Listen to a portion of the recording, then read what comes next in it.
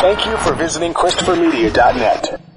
The Rocket Mortgage Super Bowl Squares Sweepstakes is back. Every time the score changes, someone wins $50,000. Plus, 2 grand prize winners will win $500,000 they could use toward their dream home. See rules and enter for free at RocketMortgageSquares.com. Rocket Mortgage, official mortgage sponsor of Super Bowl 55. No purchase necessary. Legal residents of the 50 U.S. and D.C. of age of majority. Ends February 4th. Licensed in all 50 states and MLS number 3030. The NFL is not sponsored promotion in any way.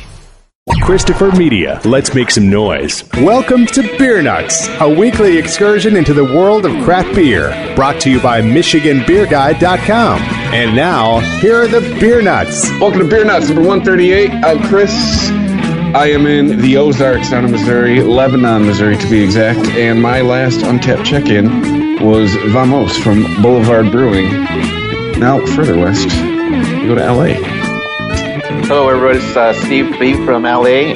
My last check-in was from Victoria. Grupo Modelo was a lager. We went moving a little further east, down on the southern border in Sierra Vista, Arizona. JR here. My last Untapped check-in was French Quarter Temptress from Lakewood Brewing Company out of Texas. It's a nice imperial milk stout that I thoroughly enjoyed. Back to Michigan. All right, so I'm the furthest east that we can go here. So this is Greg in Dearborn, Michigan, and my last check-in from Untapped was Southern Tier Brewing Company's Nitro S'mores, which is it's self-explanatory. S'mores beer on stout with Nitro. It was delicious. All right, everybody. Well, this is going to be an interesting episode, one that Christopher, in particular, has been pushing for some time. It is about that time of year where it's warming up, at least here in Arizona it is. I don't know about Michigan, maybe a few weeks off. Kind of a late start to the summer out there. But yeah, when I left, it was 44 degrees and raining. Hey, it was 74 degrees and sunny today. We'll take it. Well, nobody knows more about mowing the lawn than Greg, who works on the golf course. That's true. As golf course maintenance. So this we'll dedicate this episode to Greg, even though it's Chris really was excited about doing it. And is the infamous lawn mower idea. It is your idea, so I'll give it to Chris, though. To you two. So Greg for mowing the grass and Chris for drinking the lawnmower beers while somebody else mows. So anyway, lawnmower beers. Everybody has that famous, quaffable, drinkable beer that they love on a hot day. You know, you're not going to typically, unless you're Russ from Durham, you're not going to typically probably open a 10% Imperial Stout after mowing the lawn. You want a nice thirst quencher. So that's what lawnmower beers are about. So we're going to tell you about some of our favorite lawnmower beers. But before we do that, we want to invite everybody to pop open a cold one. Join us if you can, unless you're driving, of course. And kick back and let's just introduce more good people to more good beer, which is the show's mantra. So without further ado, we're going to start out on the West Coast with Steve in Los Angeles. Tell us about your lawnmower beer. So my lawnmower beer comes out of Texas, Austin, Texas, to be specific. I had some family members out from Texas, and they were kind enough to bring me some beer when they came out. This is from Independence Brewing Company. It's a seasonal beer that they do, ironically, for the summer. And it's their Red Bud with cucumbers. And it's a Berliner Weiss style beer. On the can, it says, inspired by the traditionally tart and lemony German summer beer. And it's 4.9%. They use on the hops, it says on the description, Columbus Amarillo. The malts, they use white wheat pilsen, oats flake barley. And the yeast, they use a kettle soured lactobacillus. When I poured it, and you smell it, right away you smell when I first poured it, you just smell the lemon coming from it, but as it's been sitting in my glass getting ready to drink, the cucumber starts coming out, the little freshness of the cucumber. It pours out like really golden color, clear pretty much throughout. It had a decent head when I poured it. Oh, it's very, like I said, very refreshing. You get that tartness from the lemon, but you also get the cucumber that really adds a nice little flavor to it. Yeah, it's really tasty, kind of like a lemony soda, but not so sweet. Like I said, the cucumber adds a really good flavor to it. One of their on their site, one of the descriptions, they say it'd be a good mix to use as far as in a michelada. So I can see adding all the ingredients and stuff, and that'll work really well with some spices and all the other ingredients that you pour in it. That'd be a great taste. It's really good. Cucumber seems to be the hot new flavor. I mean, they're making like a cucumber Gatorade now. So next to lime too. That's the other one. But it's a refreshing flavor. I mean, can anyone say they don't like a glass of cucumber water? So why not put it in the beer? Sure. They've put weirder shit in beer. I'm just saying. That's what I've learned in a few years of doing this podcast. To be honest, yeah, absolutely. Well, yep, I would agree. I know there was a speciation beer that had cucumber. I think it was Common Descent with cucumber and lime that was delicious. So, keep an open mind. Cucumber's not a flavor you would think of, but I've had a few good ones, and I didn't know what to expect, but it all comes down to if you're open to trying new things, and you might just find you like them. Yeah, and like I said, you come across some good ones, but then again, you also come across some bad ones that just don't really make it. But this one's really good. So if you're able to track down their seasonal beer, Independence here in Texas, in Austin area, and go to their tap room, I suggest it. Like I said, it's great for a summer. Great summer beer. Sounds good. I think, Steve, at least in the I've been over to Dallas and Lubbock, which is on the west side of the state of Texas. I've seen Independence, so this is something I definitely would be looking out for next time I'm in that great state of Texas, for sure. Great review. Thank you. All right. Let's slide a little bit to the east. Again, down here in the southern border. I have a beer that I've never tried before, but I've been looking for something for the show.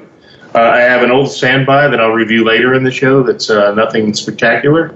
But this is an Arizona craft beer that I've heard good things about, so let's just, we'll find out together whether this is a winner or not. This is called Orange Blossom Papago Mandarin Wheat Beer. It's a 5% ABV, and it's from Huss Brewing in Tempe, Arizona. Suburb of Phoenix, home of Arizona State University, the Sun Devils. So I'm told this is a great summer drinker, so here we go. It's in a 12-ounce can. I'm going to pour it. Here we go. So looks the part of a lawnmower beer. Maybe a little bit darker than your typical wheat beer, but clear as can be with a nice, healthy one-finger head.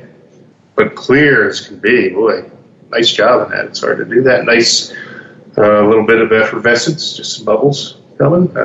Fortunately, I rinsed my glass, so I have a beer clean glass. So this looks fantastic, nice and opaque, but it's yellow. Got the little bit darker than straw, so a little bit darker, maybe a slightly golden color, but still more on the light side. Not really getting too much. Maybe just a little bit of tangerine or orange on the nose. Pretty benign, not a very strong aroma. So let's take a sip. Pretty tasty. I expected the orange right off the bat, and I actually get the vanilla first. There's a nice creamy vanilla sensation at the beginning, and then the orange hits you, and then it kind of just levels off. There's only 15 IBUs in this, so it's definitely got nice flavor to it. Let me try another sip. Always take about 3 sips to really determine what's going on here. Yep, I definitely get vanilla at first, then a little bit of the orange, and the aftertaste is probably 70% orange and 30% vanilla, but almost like a little creamsicle flavor. So I can see why this is a fan favorite in these parts. Craft beer is our passion. get out and chase yours on the can. Not too much else to talk about. It just says uniquely Arizona. Got a nice Huss Brewing logo on there. It's the state of Arizona. The can's got an orange blossom Papago little logo with a little orange hop on it. So you got mandarin orange and vanilla and a nice easy drinking wheat base. It's actually, everything works quite well together here. So it's really refreshing. I'm pleasantly surprised. Really, really like how the vanilla and the orange go together, and it definitely has like it's a lighter bodied beer, but there's a little bit of creaminess to bring it all together. It's pretty impressive. It's exceeded my expectations. I didn't expect the vanilla to be as prominent as it is, which is a good thing. So it does suggest, I'll read from their website, it suggests serving this with an orange wedge. I could see doing that, but I think it's perfectly fine the way it is. And when you get out from mowing the lawn, the last thing you want to do is cut up an orange. So I would just say open this and crush it. An Arizona icon since 2005. This light wheat ale starts out with hints of bright citrus and ends with creamy vanilla finish. Served tall with a fresh orange slice, orange blossom is the perfect relief from the Arizona heat, and it certainly is. So I got the vanilla first and the orange second. The review says it's the opposite, but both flavors are prominently there, and I'm pleasantly surprised vanilla actually has a pretty big role in this, and I love vanilla. So great beer. There was another beer that they produced is a coffee Kolsch that could possibly be a summer drinker. I believe I've already reviewed that on the show. But another winner from Huss Brewing. So these are readily available. I picked this up in the local chain grocery store at Safeway by my house. So easy to find these and perfect for this episode of Lawnmower Beers.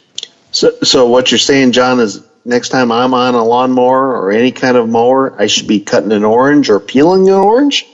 Is that right? You should just be crushing a can of this with no orange. Oh, there you go. There you go. I will say that the second beer I'll be tasting, I actually do enjoy it with a lime slice. But the same thing, if it's just ice cold on ice, fruit is optional. But this is a winner. I'd love to send you guys, maybe I'll send a 12-pack up, and you can just spread it around, because I could definitely see this is a beer I could drink 3 or 4 of without even thinking about it. It's only a 5%er, and it's crushable in every sense of the word, and really, really pleasant tasting with that orange creamsicle, vanilla orange flavor. Sounds delicious. I had a couple other options, and I'm glad I chose this one because definitely appealing. All right, that's it for me. I think, Christopher, the moment has finally arrived when you get to review a lawnmower beer. So yes, take it away. Well, I've been waiting with bated breath. Yeah, I too picked a beer that I haven't tried just because, well, A, I'm out of town, but two, it's similar to when I first started drinking or dipping my toe in the craft beer pool, like a couple of years before I even met you guys. I started out with Leinenkugel, right? It's nice training wheel beginner craft beer, and I used to get shit at my band practices all the time. Hey, what's up, Mr. Fancy Beer? But I used to drink their Berry Weiss all the time, especially when was mowing the lawn, because it's quite simple. You could just pound it. All right, it's like fruit juice with a hint of hops. So I picked up from Boulevard Brewing in Kansas City. It's called Jam Band Berry Ale. It's made with blueberry, red raspberry, and cherry. You pour it, and you don't even have to put your nose in it. The fruit makes its way from the glass to your nose. When you do put your nose in it, you're getting, I'd say, probably the cherries, more of the raspberries, and this beer is purple. It had a creamy, fizzy purple head, and it's hanging out. It's nice lacing on the glass here, and I've taken a couple of sips. I'm going to take another one.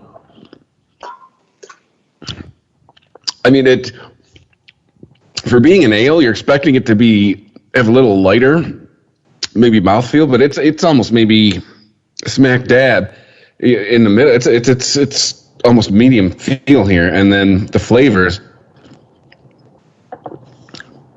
Man, the warmer this thing gets, the more I keep tasting things. Initially, I was just getting the raspberry on the front and then the cherry in the back. But the more I sip this thing, like the blueberry seems to be mixing in with all of it. This is really good. This is, and it's 5.9. It is 6 IBUs. So if you're looking for, if you're a bitter beer guy, this ain't the beer for you. But yeah, I mean, I could see myself drinking several of these while mowing the lawn. If you have access to Boulevard Brewing, check out Jam Bam Berry Ale. It may not be an everyday beer for you, but definitely this is nice. This is refreshing, and yeah, I could definitely. I'm glad I only got a couple of these because I got to get up early. Well, that's another great thing about these beers is most of them are lower ABV. So if you do have something to do the next day, or if after mowing the lawn you got to go somewhere, this isn't going to bury you. Like some of the other beers, like some of our double and triple IPAs. Definitely a breakfast for you, Chris. And actually, this beer I just had with the orange and vanilla, that's definitely a mimosa substitute. But that sounds really good. And going back to your Leinenkugel story, I remember going to a Tigers game a few years ago with a buddy, and I got free tickets, and I invited him to come. And he's like, oh, no, he knew that I liked good beers, and he was just a Miller Lite drinker. And so he goes, let me get the first round of beers. And he disappeared. He came back with the Leinenkugel grapefruit shandy, thinking that, I'll impress my buddy here likes craft beers. And I didn't want to insult him, so I'm like, oh, thanks, And I actually have to tell you, that was pretty darn good. On that, like an 85-degree day at Comerica Park, watching the Tigers play. And we just sat, we had great seats along the third baseline, and we never left the center field party deck where they had those grapefruit shandies. We drank those all day. So at first I was like cringing when he brought these, and I'm like, well, I got to go suffer through one. But you know what? It was actually pretty good for a mass-produced faux craft, so to speak. So, keep an open mind. But you liken this one to Barry Weiss? Is this better or equivalent? This is way better. This is Barry Weiss is thinner. This is there a little more quality put into this one. It sounds like I'm talking shit about Leinenkugel, but I mean it's a deep. One of the things I'll always say about a beer like Founders is you could tell that they use quality ingredients. That's what I'm getting off of this. Right. Like this is, there's, my guess is actual berries were used in the making of this. There aren't too many flavors added.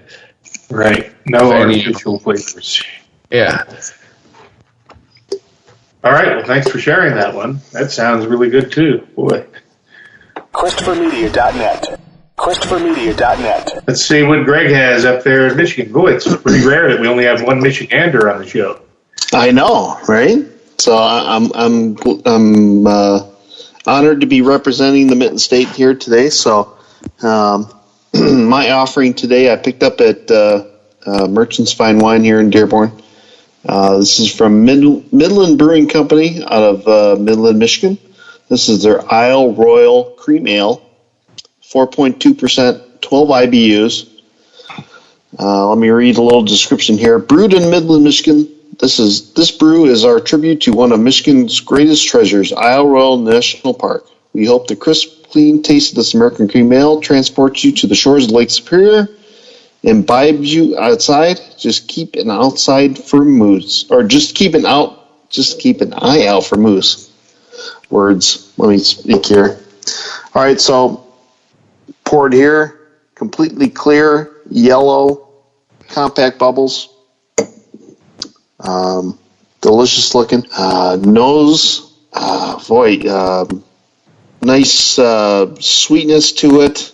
Not a lot going on here, but this is what we look for in lawnmower beers. Easy drinking and maybe a light flavor to it. So a nice sweetness to it. Let's take a taste out of it. Oh, more of that same. Very creamy. Great mouthfeel to it. Very sweet. Very light. Super refreshing. now that it's starting to warm up here in Michigan after a really hellacious spring of wet and cold, this is really hitting the spot. Boy, I could see me hitting these quite a bit after a long day of work. Even just mowing my yard here at my house, and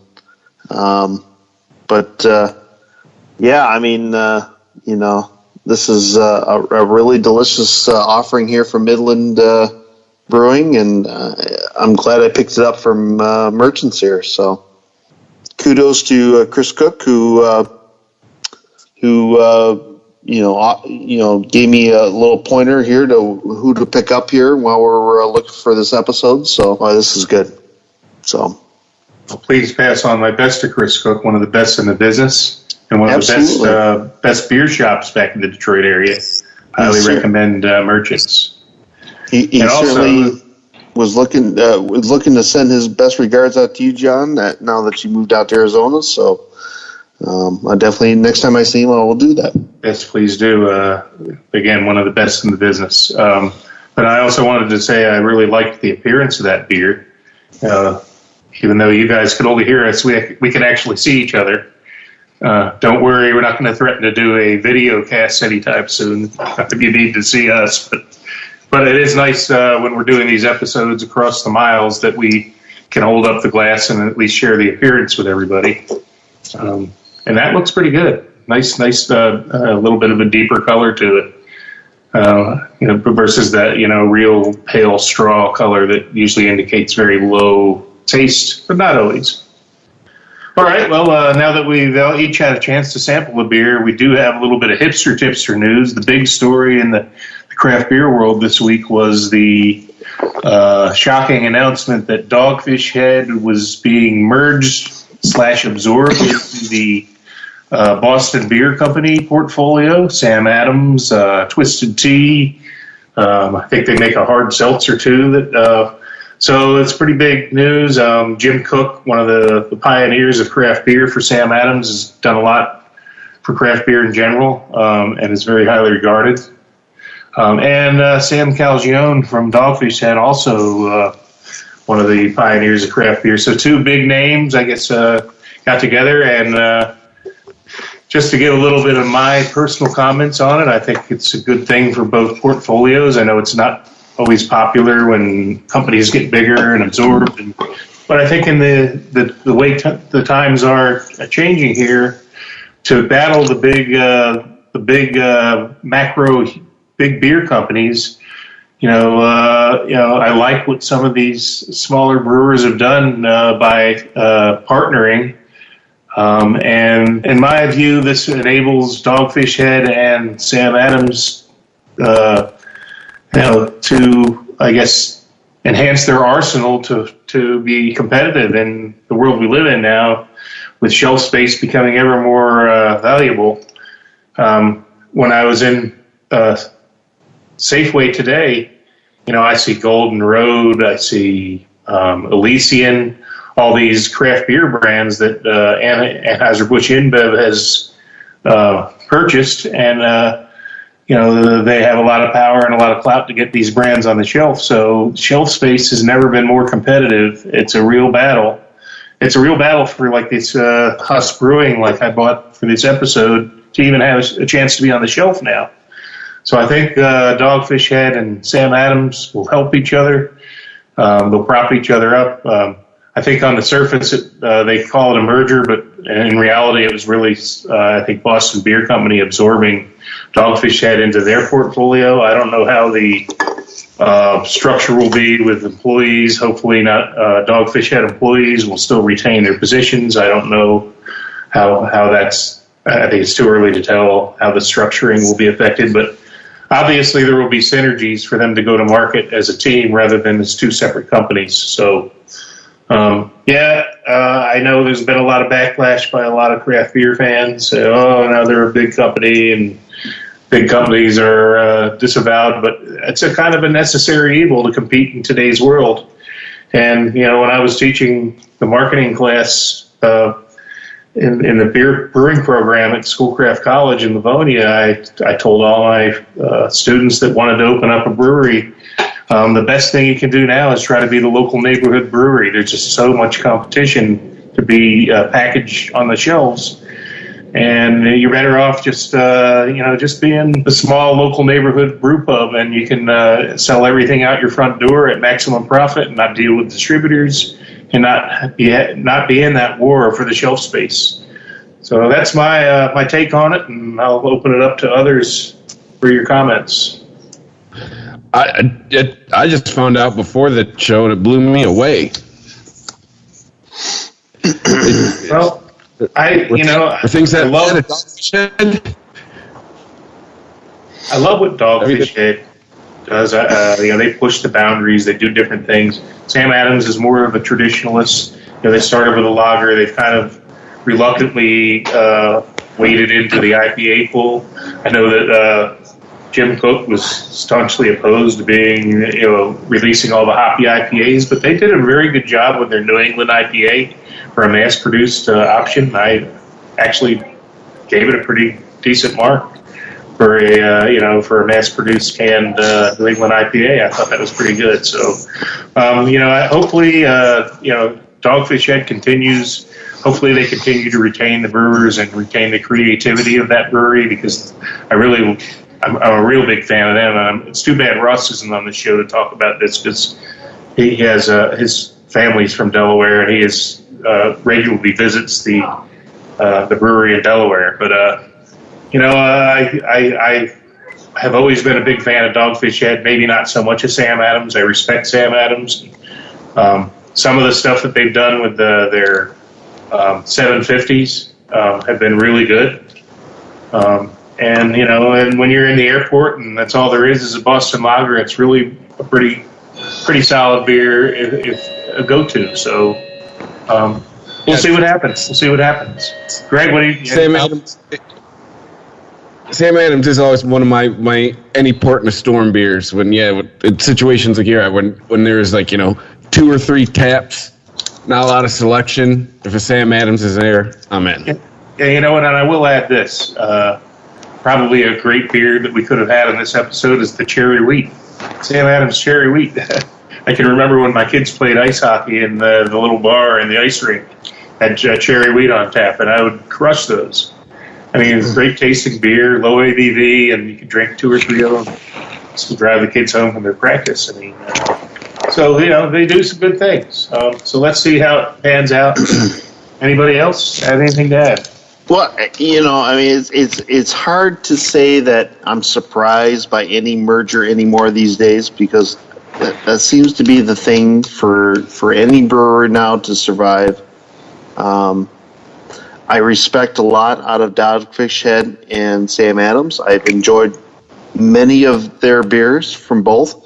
So, hopefully for this, they continue to go forward and produce some great stuff, and continue even the stuff that they've had plenty of times in the past. So hopefully this keeps them as keep them going as strong as possible, from here on out in the future, and maybe they can do some crazy collaborations. Who knows? I mean, knowing Dogfish Head, they'll definitely have the the crazy ideas that they always have in the past. So maybe Sam Adams will definitely be on board for that. So when you walk into a chain grocery store and you see those yellow tags with programming and items that are on sale, the breweries are footing a lot of that cost, along with the retailer. And those are the types of things that, by being a larger company and having synergies, having the same truck be able to deliver both brands, those are the kind of things that will enable them to be competitive with the big behemoths. So that's where I think there's good things about it. My biggest fear would be that they lose their creativity, which got them to where they are today, especially with Dogfish Head. But hopefully the brewers won't be affected, and they'll still have free reign to stay creative and create some of the great oddball beers. What is their I forget their odd-centric beers or something. I forget what their slogan is, but they do things a little different, and they kind of bend the rules of beer styles. And that's one thing I always loved about Cliche, and hopefully we'll continue to love it. Yeah. All right, well, moving beyond that, just one more quick reference, and by the time this episode airs, this year's Dark Lord Day at Three Floyds Brewing in Munster, Indiana, will be in the books, but with it's certainly a craft beer event worth mentioning, the iconic event. Epic shares the night before Dark Lord Day. I think when you pay for a ticket, you get the right to buy. I think you get 5 or 6 bombers of the Dark Lord Imperial Stout, which many people say is soy sauce until it ages. I have tasted it, and when it's really young, but it does mature out to be a nice Imperial Stout. But I think the big attraction for most people that attend Dark Lord Day, number one, is the shares, the epic shares outside. And there's always pictures of people that it's a marathon, not a sprint, and there's always a few knuckleheads that overdo it, and pictures of people passed out with bottles around them and things drawn on them and dancing and doing stupid stuff. And then the other thing is the coveted variants that they issue. I think everybody gets one variant, and it's random what you get. French Vanilla Militia is one that everybody talks about as being one of the coveted all-time favorites. What was the other one? Hanji, Marshmallow Hanji. It's one of the other coveted variants, and every year they come out with a few new ones. So it's always fun to attend and see what you get. And I know people come out of when they leave the brewery, there are people there with wads of cash trying to buy these variants because there's people that want to sell them on the secondary market. And I know there are people that actually sell their variant to pay for their entire trip to Munster, which isn't really a bad strategy because, at the end of the day, it's a bottle of beer. So that's we would be remiss as craft beer experts not to, or aficionados, maybe not experts, not to avenge the coveted, the infamous Dark Lord Day. Always, there will always be stories from every year, and there was a story last year. Do some research, look up on Facebook groups, you'll see them. But I don't know, it's an event that I've never attended. I kind of heard enough stories to know that maybe it's probably an event I should probably avoid, being a family man with children and everything. But for those that get to go, it's a real treat, and there are epic shares in the line before it opens, and in the hotels the night before and the night after. And I saw a great meme the other day about somebody clean cut, looking really good after a shower and all spruced up, and then the next day they look like garbage because that's what Dark Lord Day does to you. But so that's about the extent of my knowledge, my experience with friends that have gone to Dark Lord Day. Anybody else have any comments on Dark Lord Day? Inexperienced, so I have nothing. It's an event I've chosen to stay away from. I think there's, but for those that go, great times and great beers to be drank, and certainly accolades to Three Floyds, one of the great breweries, of course known for Zombie Dust, their pale ale, and then on the other spectrum of things, Behemoth, their barley wine. They do some great things. It's a great brewery. So I just wanted to mention that. That being said, let's go back to lawnmower beers. Hopefully those that go to Dark Lord Day will be smart enough to have a few lawnmower beers and not get mowed over, pun intended, early in the line share. ChristopherMedia.net. ChristopherMedia.net. But we're going to go back to Los Angeles for round 2 for at least 3 of us. So, Steve, take it away. All right. My second beer is from San Fernando Brewing Company, which is from San Fernando, California, out in the valley. It's their Grapefruits of Wrath. It's a IPA. It's a 7.7 ABV. It's described as a strong IPA that has citrus and floral hops to complement the flavors of grapefruit that is added post-fermentation. A unique, refreshing beer, dry hopped with Belma hop. Poured it out, and it's on the darker side, so typical your IPA. Just smelling it, the grapefruit just overpowers it. It's you can that's mostly what you get from the initial smell. Drinking it's like drinking a nice grapefruit with some alcohol in it. Very smooth. Like I said, for an IPA, you don't get the the typical hop taste that you get from it. This is really this is just mostly just grapefruit. They do a good job in adding it, and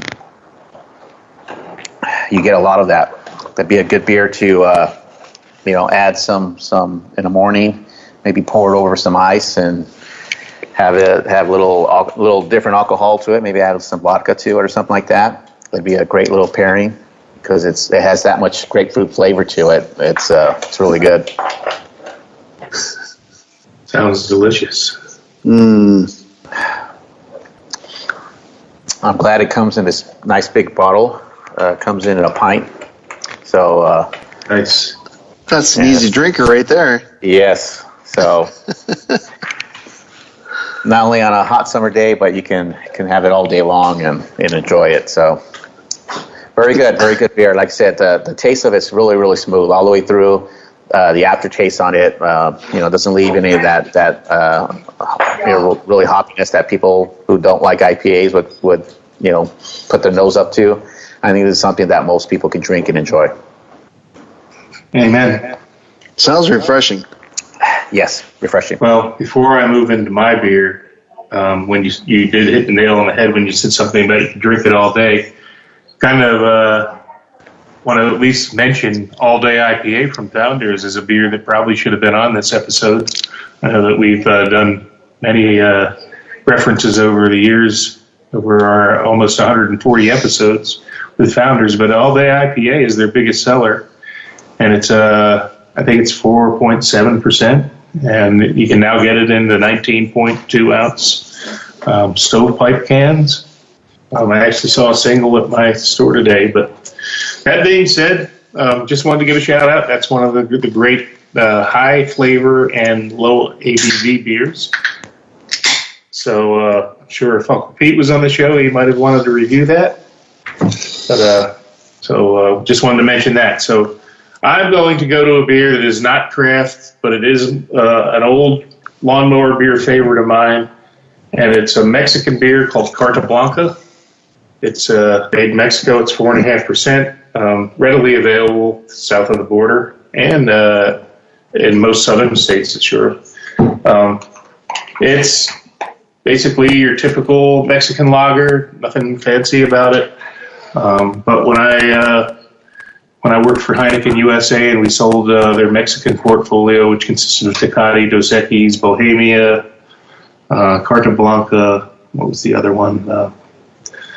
I think there was another beer that escapes me. But anyway, this is one of the kind of the off-the-wall brands that not much marketing money put into it. However, when I went to Mexico to visit the brewery, we attended a soccer game, and the sponsor of the local soccer team was Carta Blanca, and it was served throughout the arena. And that day I grew to love this beer. So I just poured a nice cold can, and as you can see, it's a straw yellow. This is like the lightest beer probably that we've seen on the show. Just a typical straw yellow. Looks kind of probably like a Bud Light or a Miller Lite, but it's not a light beer. But it's let's see what it says here. Carta Blanca means I think white charter. Not a whole lot. I'm not going to do any research on it. It's just a solid drinking Mexican beer. I have seen it served with a lime, and I have enjoyed it with a lime. But tonight, I'm just drinking the beer because I want to taste it as it is. So very, very low profile on the aroma. I don't think there's much IBUs in this. It's not a hoppy beer. It's more malty than hoppy. So let's take a sip.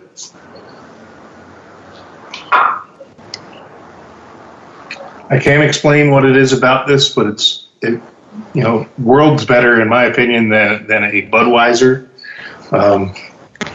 It's got that nice malt backbone and just enough hops to balance it. It's just a crushable, easy drinking lager. Not as flavorful as any of the beers we've had on the show. It's not a craft beer, so I don't expect people to be running out and buying it but it's a personal favorite of mine, and on a hot day, a cold one of these, you can't beat it. And one more quick Carta Blanca story. One of my favorite bars in Las Vegas when I worked at the market there was the Double Down Saloon, which is a dive bar, famous dive bar, located not too far from the airport. A punk rock bar. It's like stuff written all over the walls, and kind of an iconic place that the dive bar of Vegas. Well, when I was working for the company, I quickly found out that they don't respond to sales calls or marketing. They do whatever the hell they want. And when I went in there for my job, I would just basically introduce myself and got to go there on a regular basis, got to know the manager really well. And they always had Carta Blanca. And I said, why Carta Blanca? I said, I got salespeople coming in. How about Dos Equis, Tecate? They're like, no, we do our own thing here, and this is my favorite Mexican beer I've ever tried, and we're always going to have it here. And so, rather than fight the man, I just said, okay, that's good. And every time I went there, I would get that, and I would get a vodka or a bacon martini, which was a rail vodka with 3 pieces of bacon soaked in for, I think, 24 hours, and then they would serve it. So it sounds disgusting, but it was one of those things that made the double down. So I would go in, and as soon as the manager, I got to know him really well, and I said, I want to be the guy that walks in, and you immediately pour me a bacon martini and a Carta Blanca. And he goes, you know what? I'll do that every time I see you walk in, and I'll enjoy a Carta Blanca with you. And they did serve it with a lime there. So that's my story. I'm sticking to it. Always a soft spot in my heart for this brand. It's probably never going to be another opportunity to review it on Beer Nuts. So this is its 5 seconds of fame. So, hey, when you're looking for a Mexican lager, and if you see this on the shelf, try it. You might just like it better than a Corona or a Tecate or one of the big name. Certainly better than Dos Equis, in my opinion. So there we have it, Carta Blanca. Hecho en Mexico. So cheers, everybody. That's my old school lawnmower beer. Good stuff. Although I did not have a lawn in Las Vegas, I just had rocks, which was a lot easier to mow rocks than it was to mow grass. Hopefully you weren't mowing rocks. Jeez, no mowing necessary. Yeah. So Chris does not have a second beer, so I think we're going to go to the grand finale. Chris, Greg, you get to do the grand finale tonight on the lawnmower. Oh my goodness! All right. So also picked up at Merchant's Fine Wine here in Dearborn. This is from Oddside Ales out of Grand Haven, Michigan. This is their Citra Radler. This is their Citra Pale Ale blended with grapefruit soda, 12-ounce can. I mean, beautifully wrapped can art here. It looks like for those that can see it here, looks like a bunch of the grapefruit and citrus, peel slices and stuff like that. Gorgeous can. According to Untapped, it's a 3.8% ABV beer. So I have not tried this at all. So I'm going to track this first time. Oh, there you hear. Hopefully you heard the can pop. So we're going to pour it in the glass. Ooh. So it comes in a hazy yellowish orange color here. Compact with a little couple rocky bubbles here mixed in there. On the head. You can definitely see through it. I can see my finger ring back and forth up in the glass here that I'm pouring into. Wow. First smell into it, it is very, very, very citrusy. A lot of that, it's lemon, it's orange, it's grapefruit. God, that is delicious. My goodness. Oh, that is gorgeous. I mean, it just smells like a grapefruit orange soda. I mean, that's the best I can describe it as. So, first taste. Cheers, guys. That is Oh my God, that is super refreshing. Very sweet. Has a nice tartness to it. It's not sour. It's not. I mean, it's not. It's not offensive or anything. I mean, this is perfect. It's for like 75, 80 degree days, sunny days after what we're just trying to describe here. After mowing the lawn or riding a lawnmower, just uber refreshing. Gosh, I mean, this is great. I mean, I kind of wish I'd picked up more than just one can of this. I definitely might be going back for it to pick up more, but. I mean, this is, my goodness. I mean, this is the ultimate, in my mind, lawnmower beer right here. And I hope that, more people would pick up on this kind of idea of a lawnmower beer. I mean, this is great. So, not much more I can say about it. I'm showing it here in the video for everybody to see, for us here. But kudos to Oddside Ales. I mean, they totally nailed it here. I definitely will be seeking out more of this. And what better way to finish up the episode than a super delicious beer like this one, Citra Radler. So cheers. Thanks, Oddside. Well, Greg, I can just tell by looking at the look on your face when you took the first sip of that, he's not just fluffing it up for the brewery's sake. He's really enjoying this one. This is really good. Yep. What's the ABV on that? It's only 3.8%. So, I mean, this is super, super crushable. So it's just basically fruit juice with a little alcohol in it, very much. I mean, with a grapefruit soda, that's basically it. So, yeah, this is killer. Well, John, JR, you only have a little bit window to drink that, because if it's only good for 70 to 80 degrees, it's going to that's you better hurry up and jump on that. Oh, I'll tell you what, even at 90 to 100, even for Arizona, this might be all right. But for us in Michigan, we're already there. We only average 70, 80 around here around the summertime, or 80 to 90. But this is it right here. So, well, as I said, we hit 90 today, but it's been pretty good, mostly in the 70s and 80s. But it's a dry heat, though. It's a dry heat. Amen. All right. Well, that was a perfect beer to end with. So we've got a lot of these beers. They're crushable. They're flavorful. We had a Mexican beer. We had a lot of good. Steve had an IPA. That grapefruit IPA sounded really good. Good stuff there. And Christopher, thanks for motivating us to do this episode. I know a lot of us beer nuts like the stronger stuff, but when you have a full day planned, and you're out mowing the lawn, you need something a little bit lighter. And the other advice when you're in the hot weather is always stay hydrated. Drink some water in between your beers, especially when you go to a summer beer festival. Stay hydrated. You'll have a much greater time and feel better and healthier. So that about does it for this episode of Beer Nuts. We're going to have a week off for Memorial Day, so everybody enjoy your holiday.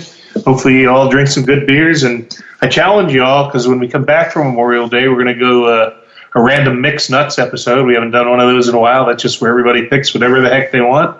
So I, for one, am challenging to listeners, send a podcast either at Arizona Beer Guy or at Beer Nuts Podcast with hashtag mixed nuts, and any beer that, if you send me a suggestion for a beer, as long as I can obtain it in Southern Arizona, I'll review it for you. So there's my challenge. The first listener to send me that request, you have my beer for the next episode.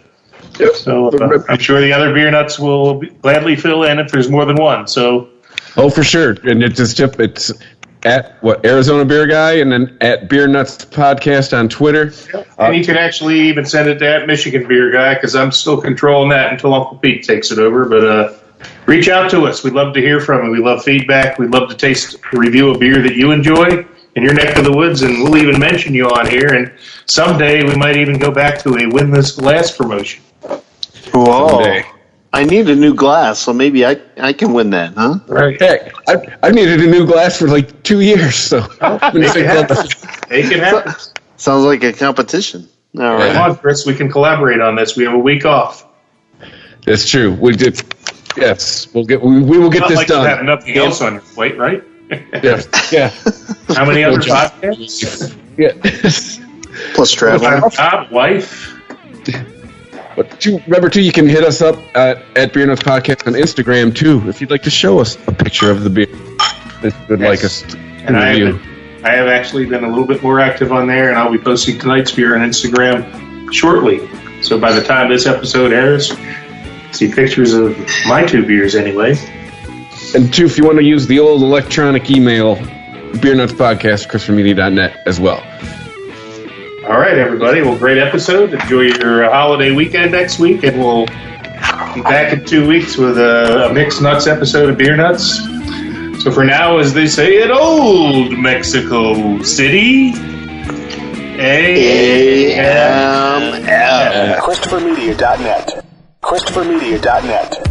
If you like this show, please tell a friend. Please make sure to rate and comment on all your favorite Christopher Media shows. Please follow us on Twitter and like and share us on Facebook. You can subscribe to all ChristopherMedia.net shows for free on ChristopherMedia.net. Thank you for listening, and thank you for visiting ChristopherMedia.net.